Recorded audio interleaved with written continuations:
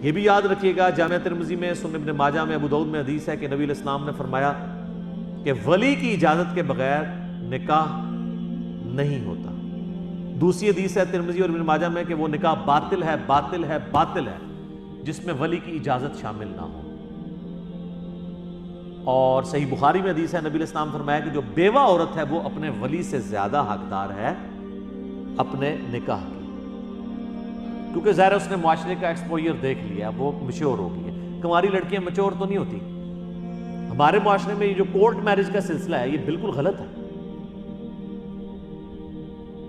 भगा के ले जाते हैं, फिर कोर्ट में जाके शादी करते हैं, फिर जनाब कत्ल गारत का एक सिलसिला शुरू हो जाता है। क्या से क्या हो रहा है आपके मुआशरे में, आप देखते नहीं? फिर गैरत के नाम पे कत्ल शुरू हो जाते हैं। कोर्ट मैरिज तो इस्लाम में इस तरीके से नहीं है। हाँ, बेवा औरत है और वो अपनी मर्जी से शादी करना चाहती है तो ठीक है, वो कर सकती कोर्ट मैरिज। कुंवारी लड़की तो नहीं कर सकती बगैर बाप की सरपरस्ती के। और बाप अगर इस तरह का उसने निकाह किया तो निकाह होना ही नहीं, वो तोड़वा दे। इसमें बाद लोग पूछते हैं कि जी हमने नादानगी की उम्र में उस वक्त निकाह कर लिया था, हमें पता नहीं था, अब हम क्या करें? तो भाई आप पता चला तो आप तजदीद निकाह कर लो, उसके लिए बहुत ज़्यादा लोग बुलवाने की ज़रूरत नहीं है। इजाबो कबूल ही करना है ना, दो गवाहों की मौजूदगी में खुद ब खुद पढ़ लो या किसी से पढ़वा के, तो कागजी कार्रवाई भी करने की ज़रूरत नहीं, तजदीद निकाह कर लें।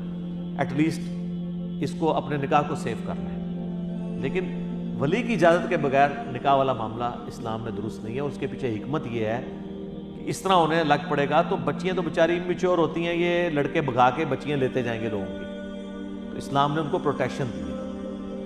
ये आपको टीवी में तो खबर सुन के बड़ी अच्छी लगती है कि दो लड़की लड़के ने मर्जी के साथ जाके कोर्ट मैरिज कर ली। ये आपके अपने घर में आपकी सिस्टर या आपकी बच्ची के साथ हुआ, फिर पता चलता है कि ये खबर ठीक है, ये गलत है।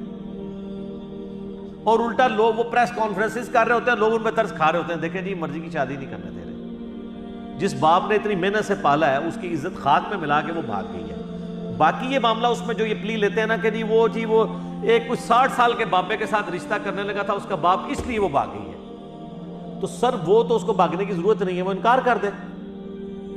मुझे बताएं उसका इनकार करना उसके बाप के लिए बड़ा जुर्म है या उसका भाग जाना बड़ा जुर्म है? तो उससे बेहतर छोटा जुर्म कर ले, इनकार कर ले, जान छुड़ा ले।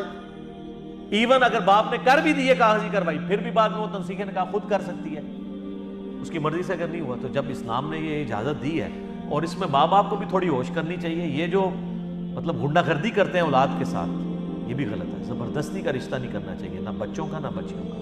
उनकी मर्जी के साथ करें। आप ज़बरदस्ती करेंगे तो निभेगी तो कोई नहीं, उल्टा दो खानदान बर्बाद हो जाएंगे। यहाँ पे क्या होती है, माँ कहती है जी मैंने जो है जी अपनी भांजी लेके आनी है घर, भतीजी लेके आनी है। वो भांजी भतीजी लाते हैं, बच्चे की मर्जी नहीं होती है।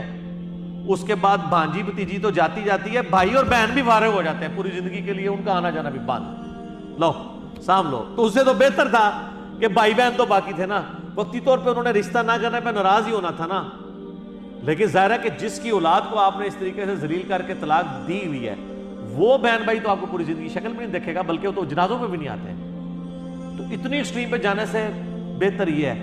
मैंने ऐसे माँ बाप को अक्लमंद पाया है कि जो औलाद की मर्जी के मुताबिक मामलात को लेके चलते हैं, इल्ला है कि बहुत बड़ा इशू कोई ना हो। छोटे मोटे इशू हैं, कहीं एज का थोड़ा बहुत मसला है, बच्चे की मर्जी कर दो यार।